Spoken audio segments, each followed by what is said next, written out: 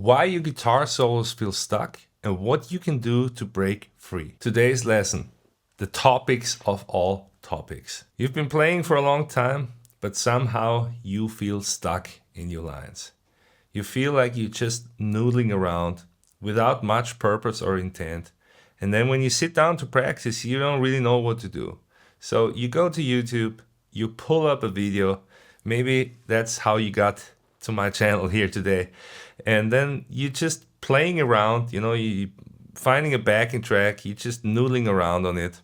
And while this is all cool and it's kind of satisfactory to some degree, you also realize that you're not really doing anything to get better at guitar. Then maybe you go to the TrueFire page and you look at all the courses like, man, if I can just play like this guy, yeah, then you download one of those courses and then it sits in your inbox and you get started one weekend and still it's not leading anywhere. You don't sound anything like the guy in the video. Yeah, believe me, not only have I been there, but I talk to dozens of guitarists every week that are in a similar situation. It's almost the curse of the modern day and age that we're in, that we have all the information at our fingertips, but somehow we still don't have a chance to just implement that into our playing. And I think a part of that is also the fault of the instructors, and myself included. Instead of giving you clear instructions and tools on what you should actually be doing to start playing in a certain way and start implementing, we're just focusing on scale patterns and some lick of the day, and just anything that has a diagram basically that is abstract. It's easy to teach, but it's not the implementation. It's not really helping you to sound better. So today, I want to give you just 3 major breakthrough tips that you can start doing in your practice starting today that are going to help you to play with more freedom and never feel stuck again. On that subject, I also want to encourage you to watch my 3 Secrets Hendrix class, which is a 36-minute video that's not hosted here on YouTube, but I got the link below here. It also comes with a PDF. It's all on my website.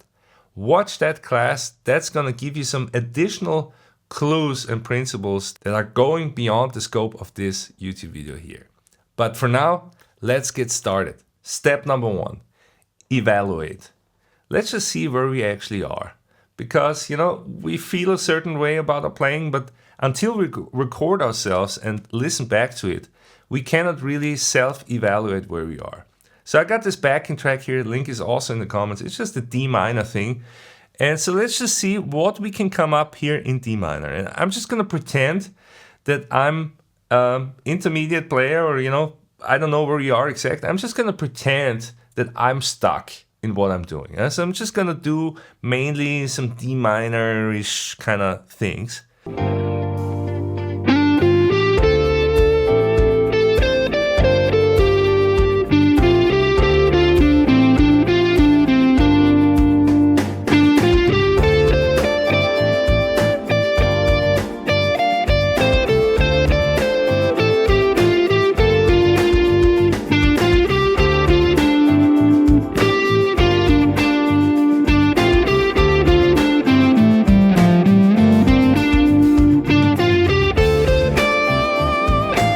So, actually, that wasn't that bad.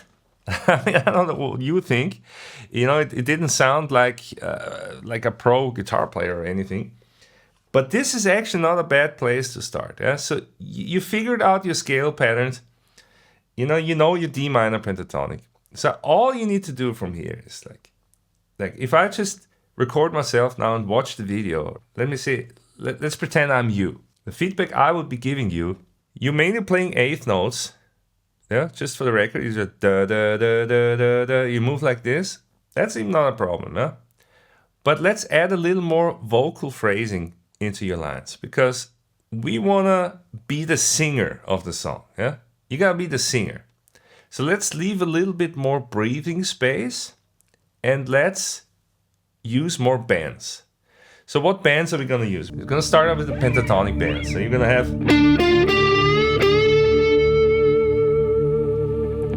see if you can play this lick and put a little vibrato at the end. Yeah? Because if you cannot control this pitch here at the end, like this, then we already got a little bit of a problem. So this is something you need to work on, is to even be able to just play one note and control the pitch of it.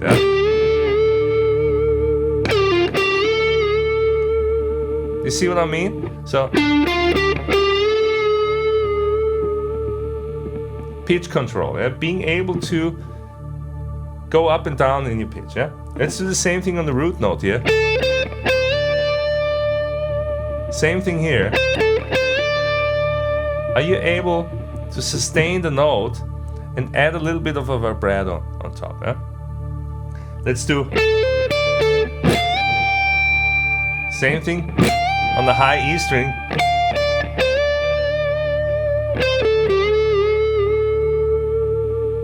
Alright, you got all the time in the world because this is a drone, you know, this is rhythmically, but if you have troubles hitting that pitch, you also gotta do this, So, as you see, this is not as sexy and glamorous than teaching you a new scale shape or some cool new arpeggio or some cool new lick, which is what most of the YouTube videos here are about. It is easy to teach and it's kind of flashy to talk about it. Well, this is not flashy to talk about it, you know. It's like work on your intonation on your bends. It's, no one wants to hear this, but unfortunately, this is the truth, what you really need to do to get better here and not feel stuck with your playing. Sorry for the reality check here, but it's really true, yeah? All right, so let me show you what happens if I can take this and implement this with the backing track.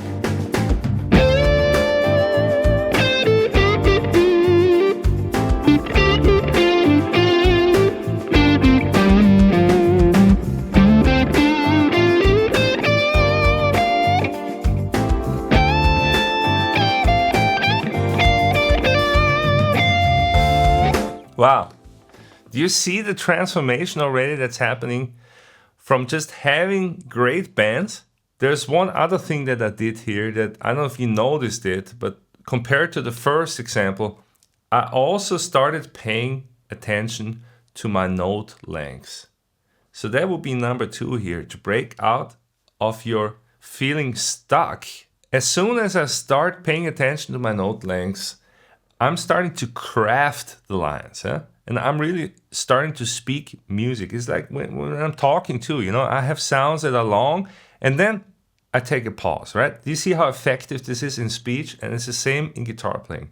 So let's go back to a drone, and let me show you how powerful it is that when you generally play your notes long and connected, and then once in a while, you make a short accent at the end of your phrases, Try to implement that with the good bends, and let's see where that will take us.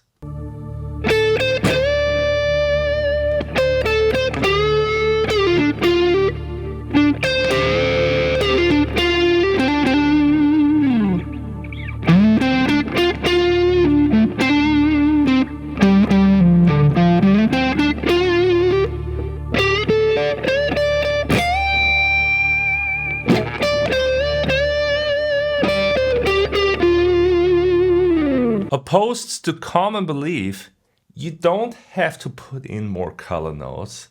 You don't have to play more arpeggios. You don't have to do all this fancy stuff. All you have to do is start playing with intent and start to phrase better. You even don't have to use all the different subdivisions yet and play all these interesting rhythms. Did you see how I basically stuck to one rhythm? I was just playing eighth notes. But because of my phrasing and the way I was placing the notes and started to shape the length and then the bends and maybe a few slides and so, all my talking here, all my guitar speak started to come to life. And that's really what the problem is. If you feel stuck in your playing, it's not because you're not skillful enough or so. Yeah? It is because your playing is in a way dead. You're like a zombie, basically. Yeah? You're not playing with intent. You don't have to play any different notes, but you have to play the notes that you play in different, more musical, more alive way. Awesome. So before we wrap this up here, let's add a third element here, a third approach. So, we already got you to play over the drone. So that's super powerful. Yeah? I already showed you how to practice your intonation and how to practice playing long notes and then little short accents. So what if now we add another dimension and just say like, okay, in some notes we're going to play soft, in some notes we're going to play louder or dig in harder. Let's add that as a third element of touch and dynamics. All right, so I'm going to do this first again on the drone, and then we'll play the same thing on the backing track. And I really, really want to encourage you to start recording yourself. Start recording yourself when you do this over drone, and just pay attention on your articulation. Yeah? That's the musical term for this. Yeah? And also how alive your phrasing is, how you connected feel when you play. Yes, and so I'm going to start extreme. I'm going to start really, really soft, and then I'm going to try to up the intensity a little bit, and we'll see how that works.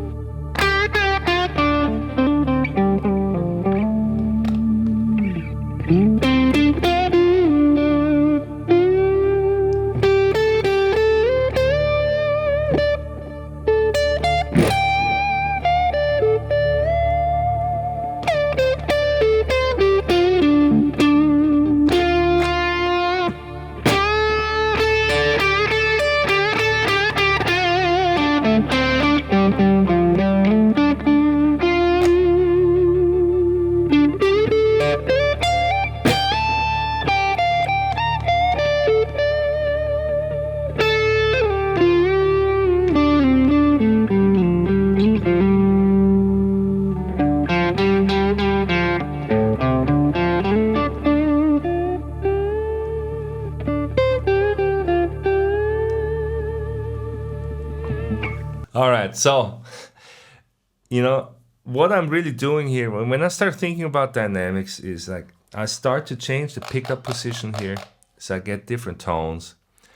I start playing with a different attack here on the right hand, so I can play more aggressive.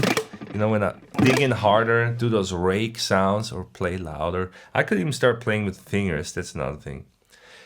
And then I also start working the volume knob, yeah, because this is also a powerful tool. It's not just about the volume, but it's about the texture change that you get when you do this volume knob thing. Yeah? Especially on a Stratocaster and Telecaster, it's going to have a tremendous effect.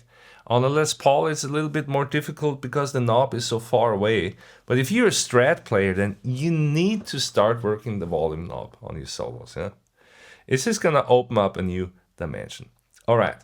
Well, I hope you enjoyed this lesson so far. If you feel inspired, then let me tell you that this is just one of so many strategies that can help you to feel less stuck in your soloing and eventually conquer the fretboard and just be able to play with confidence in any style and express your own thoughts on guitar. If that's something that you want to learn and you're tired of the trial and error and you want to have fast and reliable results, then click on the link below here, fill out an application, send it back to us at TGT Academy, and we'll get back to you.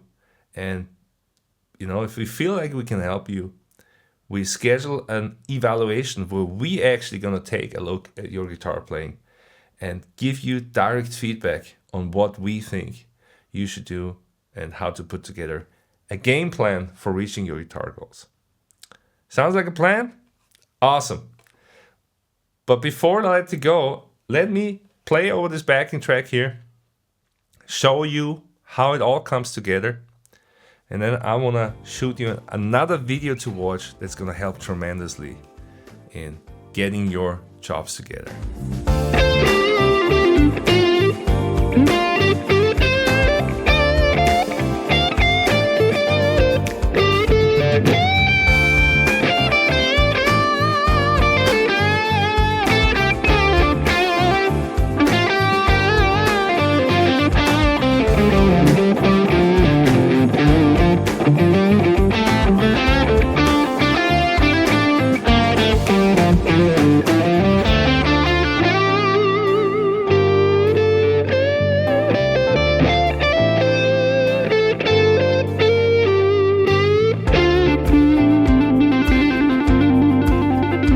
Alright. Thanks so much for watching. Check out this lesson next.